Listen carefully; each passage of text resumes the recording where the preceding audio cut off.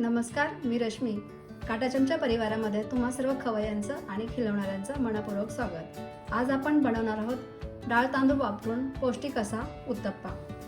तर आपण याच्यामध्ये कांदा, टोमॅटो, गाजर, बीट असंही वापरणार आहोत, त्यामुळे आपला हा उत्तप्पा एकदम असा पौष्टिक होणार आहे. तर त्यासाठी आपण इथे घेतलेला आहे डोसा बॅटर.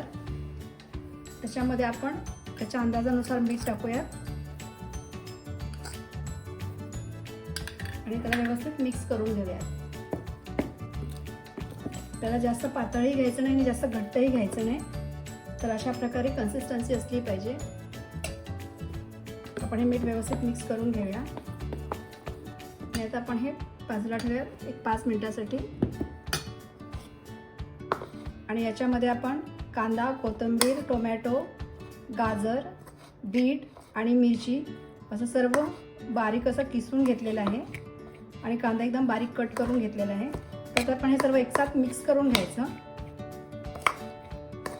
आपल्याला उत्तप्प्यावरती हे टाकायला म्हणजे आपला पौष्टिक असा उत्तप्पा तयार होतो. तर हे व्यवस्थित असं मिक्स करून घेतलेलं आहे. आपण हे बाजूला ठेवूया आणि आता आपण उत्तप्पा बनवायची तयारी करूया. तर आपण आता हा डोस्याचा तवा ठेवलेला आहे. तवा गरम झालेला आहे. पण तवा गरम करून घेतल्यानंतर मंद गॅसवरती करायचा, म्हणजे गॅस लो ठेवायचा आणि त्याच्यामध्ये आपण थोडं तेल टाकूया आणि अगदी थोडंसं असं पाणी शिंपडायचं.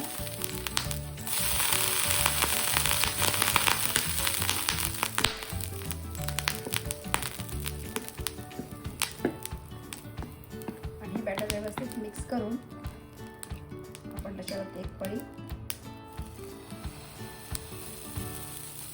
आणि थोडंसं पसरवायचं. आपल्याला उत्तप्पा ज्या प्रकारे जाडा किंवा असं बारीक पातळ करायचं आहे त्यानुसार त्याला थोडंसं पसरवून घ्यायचं. आणि याच्यावरती आता आपण हे मिश्रण टाकणार आहोत. कांदा, टोमॅटो, कोथिंबीर, मिरची, बीट आणि गाजर.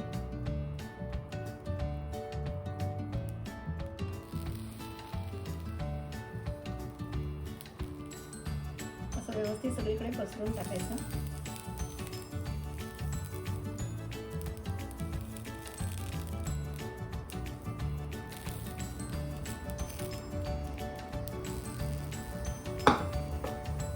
याच्यावरती आपण एक चिमूटभर असं मिरी पावडर पसरवून घेऊया आणि थोडीशी चिली फ्लेक्स किंवा चिली पावडर.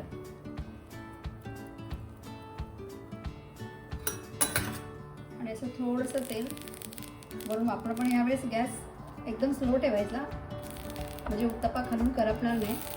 आणि अशा प्रकारे लाईटली असं पण याला पॅक करून घ्यायचं, असं प्रेस करायचं आणि बाजूने थोडंसं तेल सोडायचं. त्याला पण झाकण ठेवायची काही गरज नाही आहे.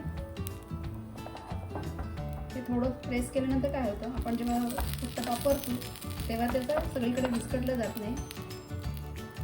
आणि हलक्या हाताने करायचं.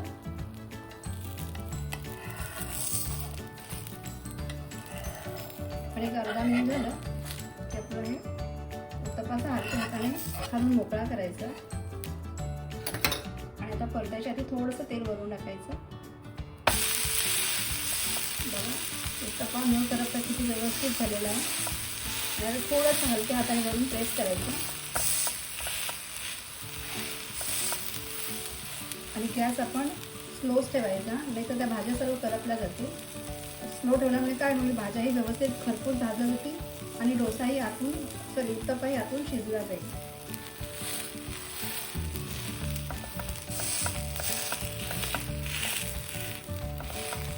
एक अर्धा मिनिट आपण त्या बाजूला ठेवून द्यायचं. अगदी गॅस पूर्ण स्लो करायचा. अगदी कमी तेल वापरूनही आपला उत्तप्पा असा छान तयार होतो.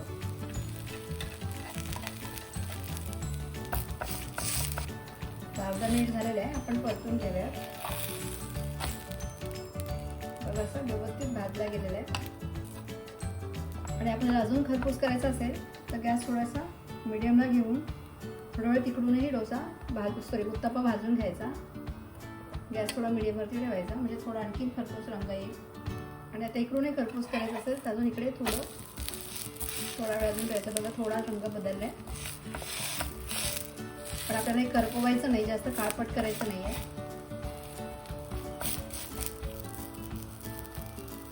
आपण गॅस मिडियमवरतीच ठेवलेला आहे.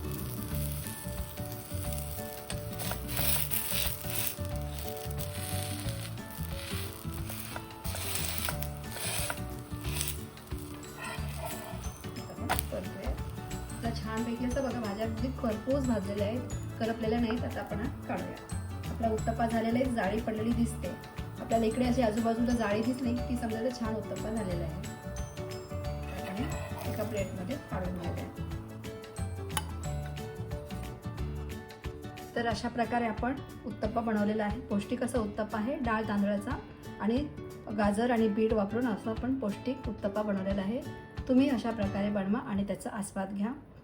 व्हिडिओ आवडला असेल तर लाईक करा, शेअर करा आणि चॅनलला सबस्क्राईब करायला विसरू नका आणि बेल आयकॉनचं बटन क्लिक करा. तर भेटू एका नवीन रेसिपीसहित पुढील भागात. तोपर्यंत पाहत राहा अस्सल चवीचा, उत्तम स्वादाचा, घरच्या आपुलकीचा काटा चमचा. धन्यवाद.